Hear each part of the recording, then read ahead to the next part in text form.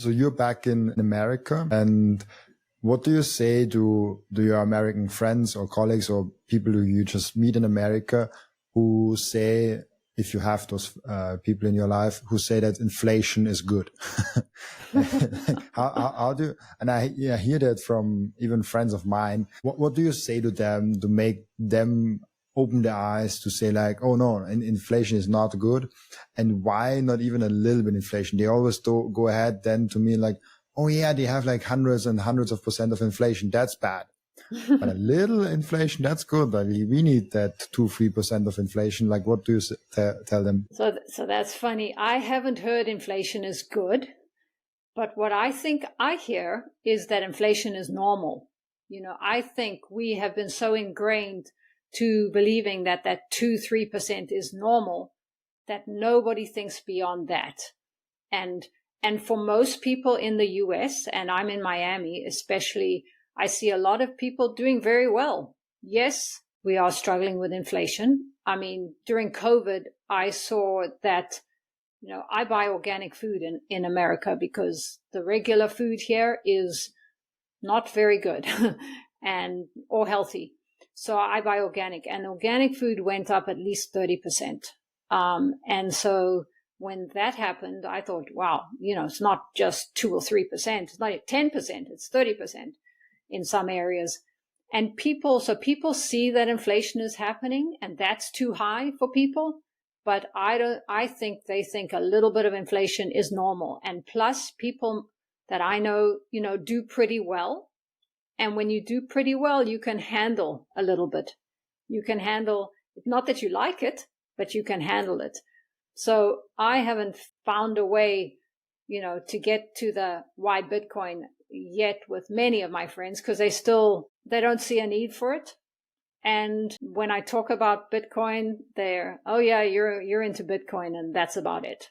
Nobody wants to know more. Is the pain not high enough? Is they live in too good of a world still? Some people do. I do real estate here, and I have some friends and colleagues that do real estate and do very well. And the pain is not high. The life is very good for some people. And I think that's exactly right. You know, the reason that I got into Bitcoin is because I stopped enjoying part of what I was doing. And so when I stopped enjoying part of what I was doing, and then I also had a good friend just suddenly die in a car accident, I suddenly said to myself, life is too short. Life is too short to be doing things that I don't enjoy. And it kind of hit me in a way. You know, in Bitcoin, we often talk about that your most valuable resource is time. And I've heard that, but I really felt it when that happened. I don't want to spend my time working in something I don't enjoy when life can be short. So I started looking into Bitcoin when I realized that. And I think for many people don't get to that point. You know, I think there has to be pain. Like you said, there has to be enough pain either in your finances or in your life to bring you to study Bitcoin. Why is Bitcoin for the time aspect so important? I feel like when you talk about Bitcoin, it gives you back time. But a lot of people still struggle with that concept. Why was in the time where you felt like, oh, I don't enjoy what I'm doing, I want to change something, I value my time, but why was Bitcoin so present in that moment? That's a good question.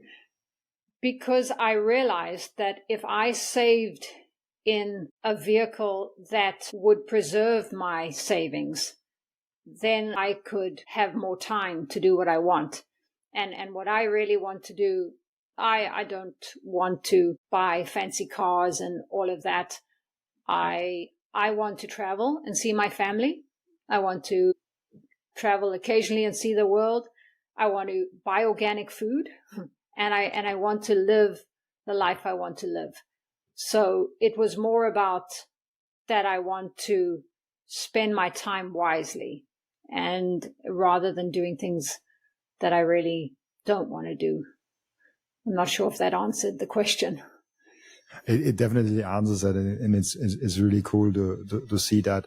You also that we had that a couple of times on the podcast already, that real estate versus Bitcoin. And even myself, like I was going into real estate right before I discovered Bitcoin. And then I did not go into real estate. I talked about that story on the podcast already.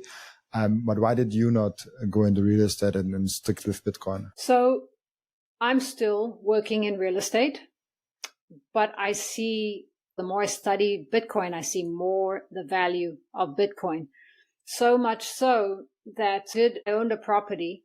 It was a condo in Miami, and I sold that property because, well, for two reasons. I always believe that we all need a place to live, right? And I think having a home, I know some people choose to rent, and that's fine. The one thing I don't like about renting is your landlord can say at any time, I'm selling, and then you have to move. And that's one reason I like to own.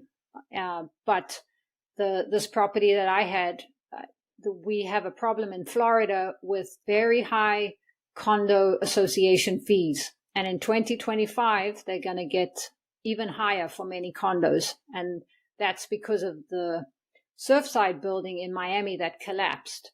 And so I wanted to sell my condo because I don't want to pay double the amount of fees. But I also saw the opportunity to put the money into Bitcoin as a better store of value going forward.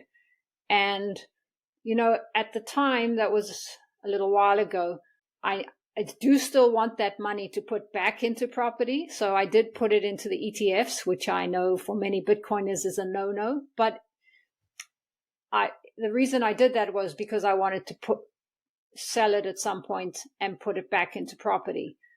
Now I'm kind of rethinking things. And as I learn more about Bitcoin, I know that having Bitcoin in self-custody is obviously the most important thing, because that is what true self-sovereignty is. I also put some in Tesla, which I heard you used to invest in, to keep up with inflation, right? I mean, you put in those kind of things, trying to keep up with inflation, and then at a later date, buy another property.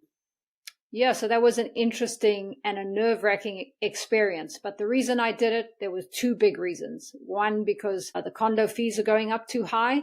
And then two, because I see that the value of Bitcoin is going to outpace the value of real estate long term. Yeah, and I think that's a major thing. Like once you get to Bitcoin, where Bitcoin is your personal hurdle rate, it's hard to invest in anything else. Like once you get Bitcoin is my hurdle rate, and you measure everything in Bitcoin, also your other investments measured in Bitcoin. Also even the Tesla charts probably looks a lot different once you measure Tesla in Bitcoin, especially long term. But yeah, I was a big Tesla believer. I think still that they have a big future. But I just enjoy that I don't have to worry about what a management team has to do. Tesla is an amazing company, but they still could do some weird thing or that I don't like. Till now, they are executing really good, and I love the cars, I love the products. But the peace of mind of Bitcoin, not having to worry about anything, just like saving it securely in your self-custody, a vault that you have for yourself, that's peace of mind. That's a lot worth to me right now. And also with real estate, it's a lot worth that I don't have to be like, oh, there's some renter of my property calling me that the toilet is not working or that and that. And I don't have to worry about either doing it myself or hiring someone that does it for me. That's more like a business. And as a business side, I just want to focus with Bitcoin content creation, and on a financial savings side, I just want to save Bitcoin. That's what I want to do. And at least the next 10 years, as I put it out yesterday as a tweet, that's like my dedication now for the next 10 years. And it's a great thing to do.